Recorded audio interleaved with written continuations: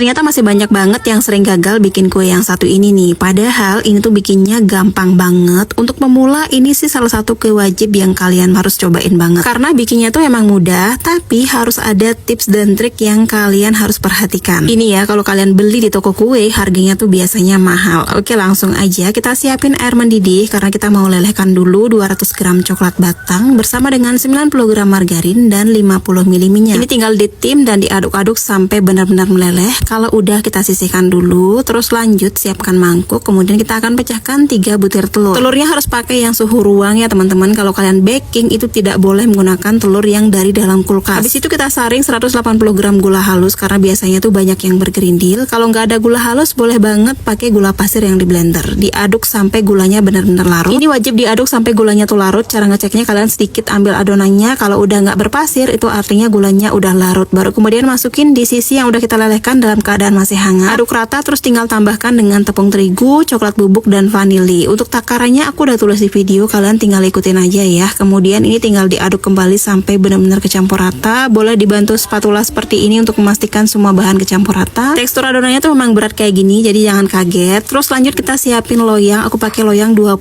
cm. Ini dialasi dengan kertas roti, terus agak lewat kayak gitu ya kertas rotinya. Ini wajib banget sampai lewat kayak gini. Kemudian bagian pinggir yang nggak ada keras rotinya dioles sedikit dengan margarin. Adonannya tinggal dituang aja ke dalam loyang semuanya. Kemudian di atasnya tuh tinggal dikasih topping sesuai selera. Kalau di sini aku pakai choco chips. Nah, ini tinggal dimasukin ke dalam oven. Sebelum dipakai wajib ovennya dipanaskan terlebih dahulu selama 10 menit. Terus masukkan adonannya. Kemudian ini di oven di suhu 170 derajat selama kurang lebih 35 sampai 40 menit. Nah, kalau udah mateng hasilnya kayak gini teman-teman. Nah, ini dia nih alasannya kenapa si kertas rotinya tuh harus dilewatkan ke loyangnya seperti ini, supaya nanti ngangkat browniesnya tuh gampang ya teman-teman. Tinggal diangkat aja bagian sisi dari kertas rotinya, dan ini shiny kerasnya tuh nggak bakalan rusak. Soalnya kalau dia itu terlalu lempel di bawah, nanti shiny kerasnya tuh bakalan rusak karena susah banget buat ngeluarin dari dalam loyang. Nah, kalau udah tinggal dipotong aja browniesnya sesuai selera. Kalau di sini aku bagi jadi 16 bagian gitu. Udah deh, ini browniesnya tuh tinggal dinikmati. Ini browniesnya tuh enak banget, tipikal yang nyoklat tapi dalamnya tuh masih